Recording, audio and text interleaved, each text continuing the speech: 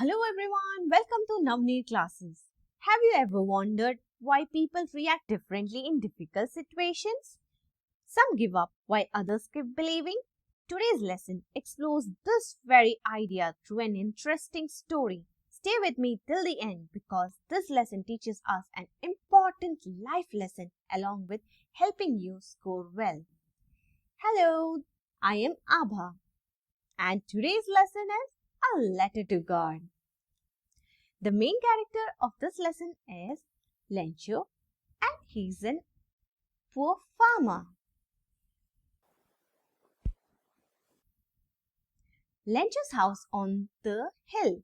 Lencho's house stood alone atop a hill overlooking a beautiful valley with a flowing river, golden cornfields and colorful flowers promising a great harvest. Only rain was needed to ensure success. So we get to know that Lencho's house was the only house at the topmost of the hill. Okay, from his house, wherever you look around, it's just cornfields. So golden cornfields. Okay, and it has a river flowing, and also there were flowers coming up. So when the flower comes up, that means what? It means that it's promising a good harvest. Okay, the only thing he needed was a rain.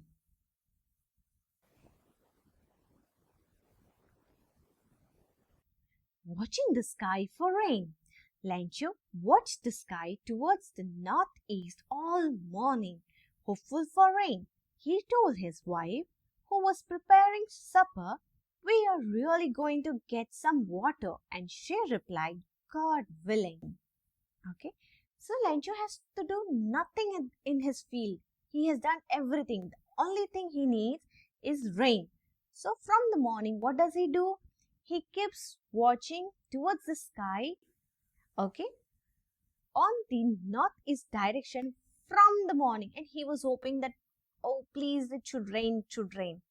And he goes and tells his wife, who was preparing supper. That means a light meal which is taken in the evening. Alright, that we are going to get some water. And his wife replies, "God willing." That means if God wishes, definitely we'll get good rain. Boys working and playing.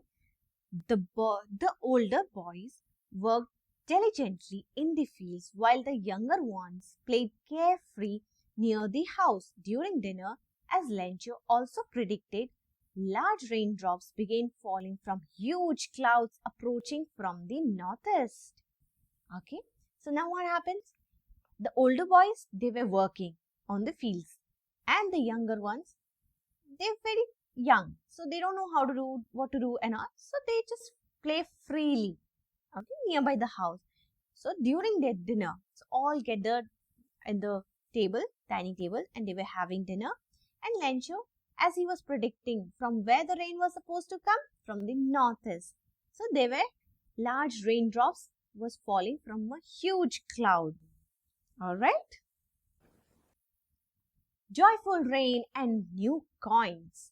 Lencho went outside to feel the rain and joyfully said, "These aren't raindrops, these are new coins.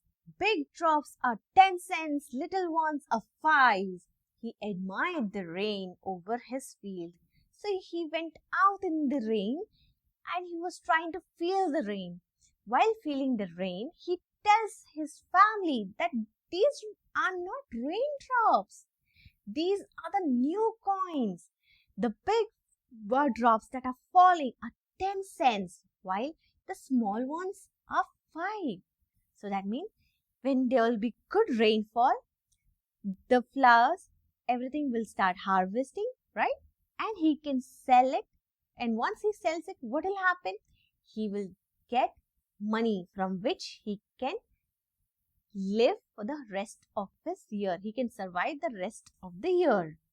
Okay? The storm turns to hail. Suddenly, strong winds blew and large hailstones fell like silver coins. The boys ran out excitedly to collect them. But Lencho grew worried, saying, "It's really getting bad now." Okay, so what happens? You must be knowing Ole, right?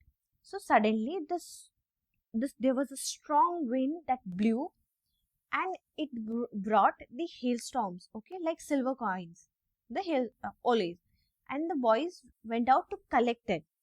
But Lencho knew, and he got worried that this storm that has come is not good for his crops, that it is about to destroy it. He was very worried. Hail destroys the crops. For an entire hour, hail pounded the valley relentlessly. The fields turned white as salt, completely blanketed by ice. All the leaves and flowers were stripped away, and corn were utterly destroyed. So now, after an hour of rain, okay, the hail, it has destroyed the whole valley. Everything from wherever he was able to see, the golden yellow has vanished. Cornfield has vanished. It's full of white, okay, like salt, and it has covered with ice. All the leaves, all the flowers, everything was being destroyed, okay, and he became upset. Lencho's sadness and realization. Lencho sadly told his sons a plague of locusts would have left more than this. This year we will have no corn. His spirit was filled with sadness and worry as he surveyed the destruction of his crops. So now Lencho is very upset. He is heartbroken, and he tells his son that a plague of locust is a fly, okay, that comes and eats the crops, okay. He's saying that those flies would have left a little, but the hailstorm, it left nothing. This year we are not going to have any corn at all, so nothing is for sale, everything is destroyed. His spirit was filled with sadness, and he worried, what will he earn? How will he earn? How he will feed his children? A night filled with sorrow and hope. The family's grief after losing everything. That night, the family felt deep sorrow, saying, all our work for nothing. As they faced their ruined harvest, they feared hunger would come, but held on to one precious hope, that God would help them survive. So now, at night, everyone gathered together, wife, husband, and children, and they were talking about the loss they're gonna have, that they will have nothing this year, they cannot sell anything, they'll not get anything in return. How will he feed his family? They all are going to be in hunger. Okay, but then the only precious thing was left was hope, and that hope was on whom? Lencho's hope was that God would help them to survive. Okay, trusting God's help, Lencho reassured his worried family, don't be so upset. Remember, no one dies of hunger. Throughout the long night, he thought deeply about God's help, believing firmly that God sees everything, even the deepest thoughts in our conscience. So, he tells his family, he consoles the family that don't be upset. Just remember that nobody dies out of hunger.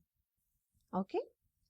And he deeply starts praying to God. He starts believing God, that God is the only one who can take him out of this problem. Okay? So he has his deep faith in God. Lencho writes a letter to God. Lencho, a hardworking man who could write, began writing a letter at dawn on Sunday. It was a letter addressed to God, asking for help for his family. Alright, so now what happening? Now Lencho though he is a farmer, he knows how to read and write. So he writes a letter, and the letter, uh, to whom does he address? He addresses it to the God, and he writes this letter on Sunday. Okay. The letter's request, he wrote, God, if you don't help me, my family and I will go hungry. I need 100 pesos to sow my field again and live until the crops comes. These words were simple but carried the weight of his family's survival and his complete trust in divine help. So he writes a letter, and what does the letter has? It has that, God, if you don't help me, then myself and my family, we will all go hungry. And he says he needs 100 pesos so that he can sow the field once again until the crop comes. Okay, his words were very simple, but it had the load of his family on his shoulder. The post office laughed. At the post office, an employee discovered Lencho's unusual letter addressed to God. He shared it with his boss, and both laughed heartily at the simple farmer's fate. But the postmaster then grew serious, deeply moved by Lencho's unwavering trust in God. So at the start, when the letter reaches in the post office employee, he discovers a letter to the God, and he goes and shares it with the boss, and they both start laughing, like, who writes a letter to the God? And then slowly they both become serious. And why are they serious? Because somebody over there outside is believing in God. He's trusting in God, and the trust is complete. The postmaster's decision to help. The postmaster was deeply moved by Lencho's unwavering faith in God. He decided to answer the letter himself. He collected money from his employees, contributed a part of his own salary, and even asked friends to donate to this noble act of charity. So the postmaster, what does he do? He does not want that Lencho's faith should break. So he comes up with a plan that everyone in the office and friends should come up with little amount and help him. So he gives a little amount of his salary and asks others to contribute. All right, as a part of charity. Sending partial help. The postmaster could only raise 70 pesos, less than the 100 Lencho requested. Despite the shortfall, he sent the money to Lencho with a letter signed simply God. So it was a partial help, not totally, right? Completely, because it didn't have 100 pesos. It had only 70 pesos. Okay, and the letter addressed from God. Okay. Lencho received the money. Lencho arrived early the next Sunday, eager to and hopeful. He received this envelope containing money. He wasn't surprised by God's response, but became angry when counting only 70 pesos. God could not have made a mistake. So, Lencho arrives on next Sunday early, okay, with very much hope. He didn't have any doubt. He knew that he'll get the letter from God. And he receives a letter also. But the only surprising element was, after seeing the response of God, he became angry instead of being happy or satisfied. Why? Because it did not have the amount he asked for. It had less amount. It had only 70 pesos.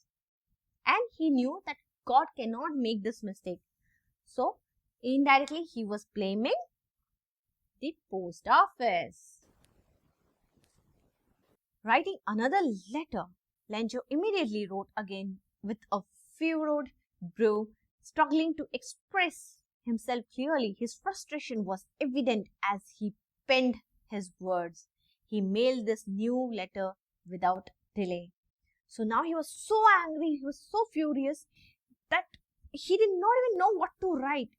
Okay, he did not have his mind clarity, and his frustration was so much that he just wrote it down with his pen and this without even delaying.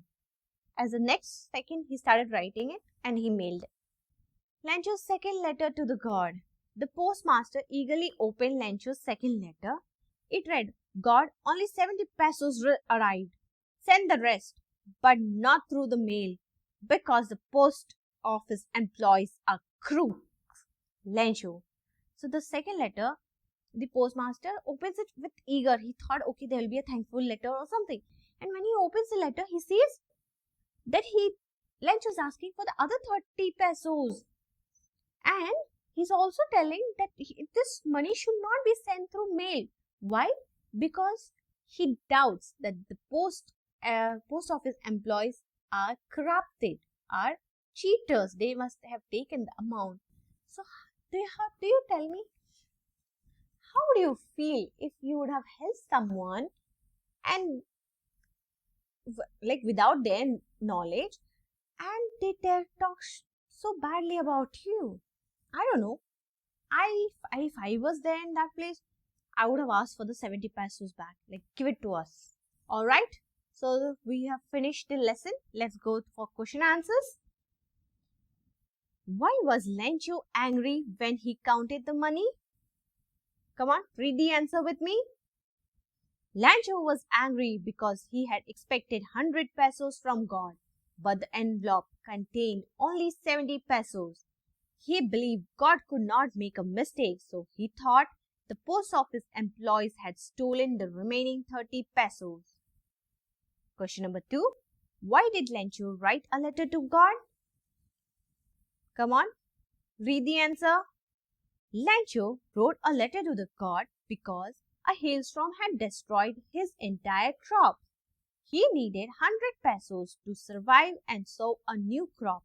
This strong faith in God made him believe that God would help him. Question 3. How did the postmaster react after reading Lencho's letter?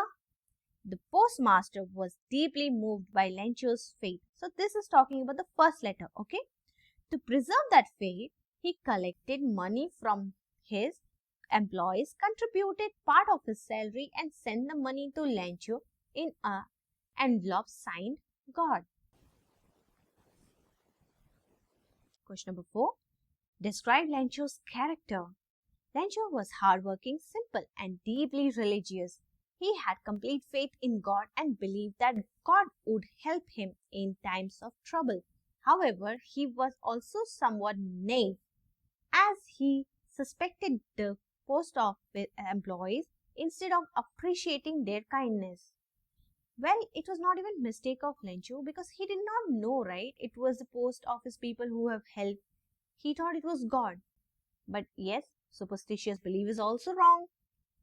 Fine, in both ways. I don't know which side I should take the stand. Lencho's stand or the post office stand. Question number 5. What destroyed Lencho's crop?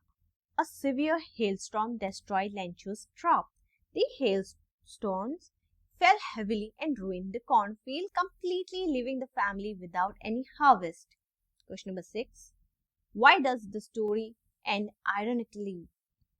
The story ends ironically because the people who helped Lencho were the post office employees, yet Lencho accused them of stealing part of the money.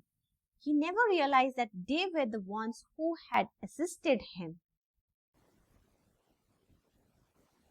Okay, these questions are for practice. Please do write this all 4 questions. Practice it well. I know your midterm is just above the corner. Okay, please do practice and do answer in the comment section also that yes, I have done these questions. Alright. The first question is, describe Lencho's faith in God. Was his faith justified? Question number 2. How did the postmaster help Lencho? What does this reveal about his character? Question number 3.